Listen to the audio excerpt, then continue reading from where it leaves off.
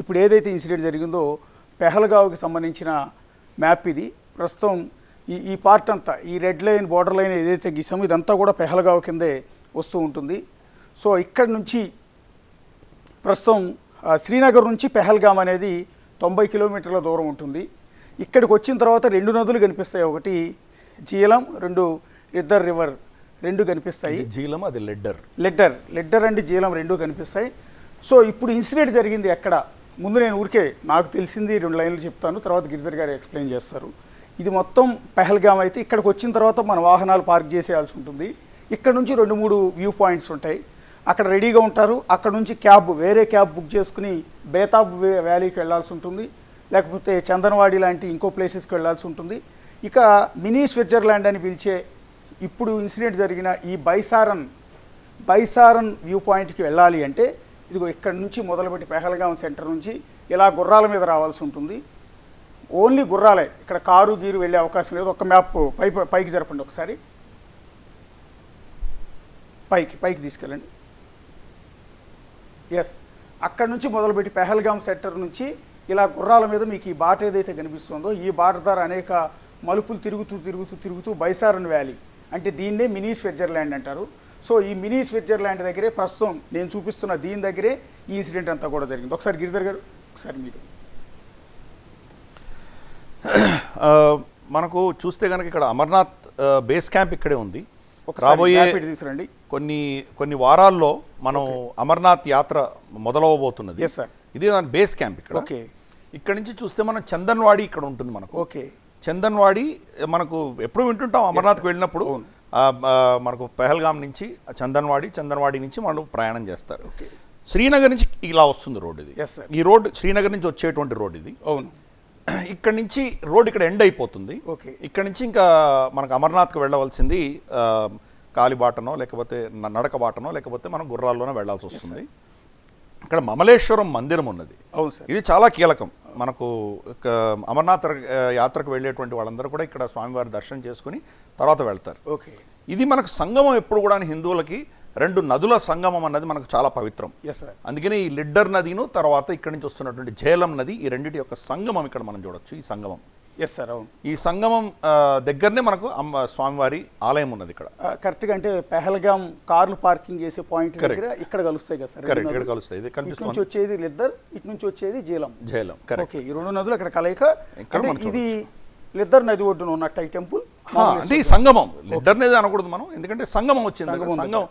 మనకు సంగమం చాలా పవిత్రం కాబట్టి సంగమం దగ్గర స్వామివారి ఆలయం ఉంది. చాలా ప్రాచీనమైన ఆలయం ఇది. కనీసం అంటే 800-900 సంవత్సరాల ప్రాచీనమైన చరిత్ర ఉన్నటువంటి ప్రాంతం అది. సో ఇక్కడి నుంచి మనం వెళ్తే కనుక ఇందాక మీరు చూపించినట్లు ఇది బైసారన్ రోడ్ ఇది. దీంట్లో కూడా మొత్తం టోటల్ 5 కిలోమీటర్లను ఉంది. పెహల్గామ్ నుంచి బైసారన్ వ్యాలీకి 5 కిలోమీటర్లు. 5 కిలోమీటర్లు ఓన్లీ గుర్రమే కదా, గుర్రం కానీ నడక కానీ మన ఓపిక బట్టి. ఒకసారి మ్యాప్ పైకి జరపండి. మెయిన్ పాయింట్ దగ్గర కొంచెం లెఫ్ట్ తీసుకుని ఇంకొంచెం పైకి జరపచ్చు. పైకి ఇది సార్. ఇప్పుడు మనం చూస్తే కనుక తిరుగుతూ వచ్చింది కదా. కరెక్ట్. ఇది ఇక్కడ ఘటన జరిగింది, ఇక్కడ జరిగింది. మినీ స్విట్జర్లాండ్ అని పిలుస్తారు. ఇదంతా కూడా అఫ్ కోర్స్ మనకు ఈ మ్యాప్ కొంత పాత మ్యాప్ ఇది. ఇక్కడ చాలా పచ్చగా ఉంటుంది, గ్రీన్, మనకేమంటే మెడోస్ అంటాం కదా మనం, లోయ లాగా ఉంటుంది. సినిమా షూటింగ్స్ ఇక్కడ ఎక్కువ జరిగేవి గతంలో. కూడా అడపదడప చేస్తున్నారు కానీ జనరల్గా మనం ఇప్పుడు ఫారెన్కి వెళ్తున్నారు. లేకపోతే ఇక్కడ చాలా అద్భుతంగా ఉంటుంది. అది గ్రీన్ మ్యాట్ లాగా ఉంటుంది. అంతా కూడా అడ్యులేషన్స్ ఉంటాయి, చాలా అద్భుతంగా ఉంటుంది. ఇది చుట్టూతన అడవులు ఉంటాయి, పైన్ ట్రీస్ అన్నీ ఉంటాయి. కాబట్టి ఇది కానీ దీనివల్ల మనకు ఉన్నటువంటి డిసడ్వాంటేజ్ ఏంటంటే దీని తర్వాత మొత్తం అడవి మనం చూడొచ్చు, మొత్తం గ్రీనరీ. ఇక్కడ ఏం రోడ్లు లేవు, నివాసం లేదు, ఏమీ లేదు. ఈ ప్రాంతం దాటి మనం ముందరికి వెళ్ళామంటే అక్కడ మనకు జమ్మూ ప్రాంతం వస్తుంది. ఇది యాక్చువల్గా రివర్స్ ఉంది ఇది, ఎందుకంటే ఇది నార్త్ సైడ్ కిందికి వెళ్తుంది, ఇది సౌత్ సైడ్. ఇది అంటే అఫ్ కోర్స్ మనకు కన్వీనియన్స్ కోసం ఇలా చూపిస్తున్నాం మనము. ఇది దాటి వెళ్ళామంటే మనకు పీర్ పంజల్ పర్వతాలు వస్తాయి. పీర్ పంజల్ పర్వతాలకి ఆవలి వైపున జమ్మూ ప్రాంతం ఉంటుంది, జమ్మూకి ఈవలి వైపున మనకు కాశ్మీర్ లోయ ఉంటుంది. ఇది దక్షిణ కాశ్మీరంలో ఉంటుంది, సౌత్ కాశ్మీర్లో ఉన్నటువంటి పెహల్గామ్. ఇది ఒక్కసారి ఇది ఈ పాయింట్ని జూమింగ్ చేసి కొంచెం మిడిల్కి తీసుకురండి, మినీ స్విట్జర్లాండ్ని పైకి తీసుకురండి. పైకి పైకి పైకి యా దీన్ని తీసుకొచ్చి మధ్యలో సెంటర్ చేయండి తీసుకురావచ్చు. సెంటర్ చేయండి ఇదంతా yes okay okay okay right. Yeah ఇది ఈ పార్ట్ అంతా కూడా మీరు అన్నట్టు యాక్చువల్లీ ఇది లాస్ట్ కొన్ని నెలల క్రితం అయి ఉంటుంది గూగుల్ ఎర్త్లో correct. సో ఇదంతా కూడా గ్రీన్ కలర్లో ఉంది. ఇప్పుడు ఇన్సిడెంట్ జరిగినప్పుడు కూడా వీడియోస్ ఫొటోస్లో చూస్తుంటే గ్రీన్ కిందంతా కలర్ మార్కెట్ చాలా గ్రీన్గా గ్రాస్తో ఉంది. కరెక్ట్ అబ్సల్యూట్గా. కాబట్టి ఆ ప్రాంతం ఇవన్నీ కూడాను అక్కడ వాళ్ళకు ఫుడ్ షాప్స్ కానీ ఇటువంటివన్నీ కూడా ఉంటాయి ఇక్కడ. అటాక్ జరిగింది కూడా ఇక్కడే జరిగింది, ఎస్ సార్. ఈ ప్రాంతంలో జరిగింది.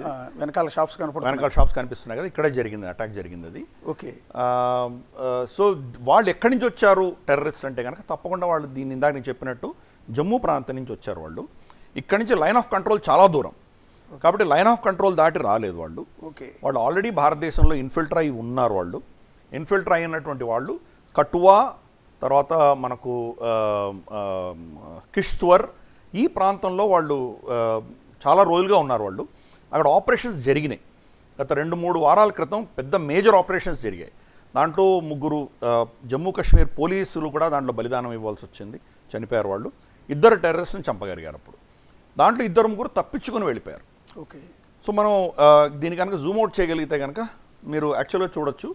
కంప్లీట్ జూమ్ అవుట్ చేస్తే కనుక ఇది చూడండి, మీరు చూడొచ్చు ఈ ప్రాంతం అంతా ఎంత దట్ట కింకారణ్యాలు ఉన్నాయో. అవును, వాళ్ళు అక్కడి నుంచి వచ్చారు. వాళ్ళు మొత్తం మంచు కొండలు ఉన్నాయి. మంచు కొండ ఇప్పుడు మంచు మీరు ఏదో పాతది ఎప్పుడో ఉండొచ్చు, మనకు తెలియదు. ఇప్పుడు అన్ని ప్రాంతాల్లో మంచు ఉండకపోవచ్చు, కానీ ఇవన్నీ లోయలు ఉన్నాయి. అవును సార్. ఈ అడవులలో నుంచి వాళ్ళు వస్తారు. ఈ అడవులలో ఎక్కడో దాచిపెట్టుకున్నారు వాళ్ళు. ఓకే ప్రతి అంగుళం మనమైతే సెక్యూరిటీ పెట్టలేం కదా. అవును. కాబట్టి వాళ్ళు దక్షిణ కాశ్మీర్ నుంచి ఉత్తర జమ్మూ నుంచి దక్షిణ కాశ్మీరానికి వచ్చారు వాళ్ళు. ఓకే సో ఇన్ఫిల్ట్రేషన్ అనేది ఇక్కడి నుంచి జరిగింది. ఓకే ఇక్కడి నుంచి ఇన్ఫిల్ట్రేషన్ జరిగి వాళ్ళు ఇక్కడెక్కడో ఈ యొక్క బేస్ క్యాంప్ దగ్గర, మన అమర్నాథ్ బేస్ క్యాంప్ దగ్గర ఈ కొండల్లో ఎక్కడో వాళ్ళు స్థావరం ఏర్పరచుకున్నారు వాళ్ళు. ఓకే అందుకనే ఇంత అరణ్యంలో మీరు డ్రోన్ పంపించిన వాళ్ళు పట్టుకోవడం చాలా కష్టం మీకు. ఓకే కాబట్టి మన సెక్యూరిటీ ఏజెన్సీకి దొరకలేదు. పైపెచ్చు వాళ్ళ కమ్యూనికేషన్ కూడా చాలా అడ్వాన్స్ కమ్యూనికేషన్ తప్పకుండా అర్థమవుతుంది. ఎందుకంటే నార్మల్గా టెర్రరిస్ట్ మాట్లాడేటువంటి హ్యాండ్సెట్స్ ఏమున్నా కానీ మనకు ఫ్రీక్వెన్సీలో మనకు తెలిసిపోతుంది. అది అటువంటిది మనకి ఇన్ఫర్మేషన్ కూడా రాలేదు, ఎందుకంటే వీళ్ళు అక్కడే తప్పించుకోగలిగారు. ఓకే తప్పించుకొని ఇంతకాలం మనం వేటాడుతున్నా కానీ వాళ్ళు ఇక్కడ దాకా రాగలిగారు. కాబట్టి ఇది చాలా ఒక విధమైనటువంటి సోఫిస్టికేటెడ్ ఆపరేషన్ కింద మనం భావించాలి. అంటే ఇది పిఓకి నుంచి వచ్చిన వాళ్ళు కాదంటారు వీళ్ళు? పిఓజేకే ఇది కూడా అశోక్జీ, మనం ఇది మనకు పదాలు చాలా ముఖ్యం మనకు. Yes sir. కశ్మీర్ వ్యాలీ అన్నది ఫస్ట్ మనం అర్థం చేసుకున్నామంటే కశ్మీర్ వ్యాలీ అన్నది బారాముల్లా తోటి ఆగిపోతుంది. ఓకే వరాహమూల, బారాముల్లా అన్న దాని పేరు వరాహమూల. వరాహమూల ఓకే. వ్యాలీ 2 కొండల మధ్యలో ఉన్నటువంటి ఒక లోయ అది. ఓకే ఆ లోయలో అంటే చరిత్రలో వాళ్ళ ఇతిహాసంలో ఏం చెప్తారంటే అక్కడ ఒక చెరువు ఉండేది, సతీసర్ అని చెరువు ఉండేది. అమ్మవారి వాహనం గండబేరుండం 2 రాళ్ళు వేస్తే ఆ నీళ్లు ఆ తాకిడికి వెళ్ళిపోయాయి. వరాహమూల అక్కడి నుంచి, అంటే బారాముల్లా, ఈరోజు బారాముల్లా అంటాం కదా, అక్కడి నుంచి నీళ్లు వెళ్ళిపోయాయి, నేల ఏర్పడింది. కశ్యప మహాముని వచ్చి అక్కడ తపస్సు చేసుకున్నారు కాబట్టి దాని పేరు కశ్మీర్ వచ్చిందని వాళ్ళ స్థల పురాణం చెప్తుంది. ఓకే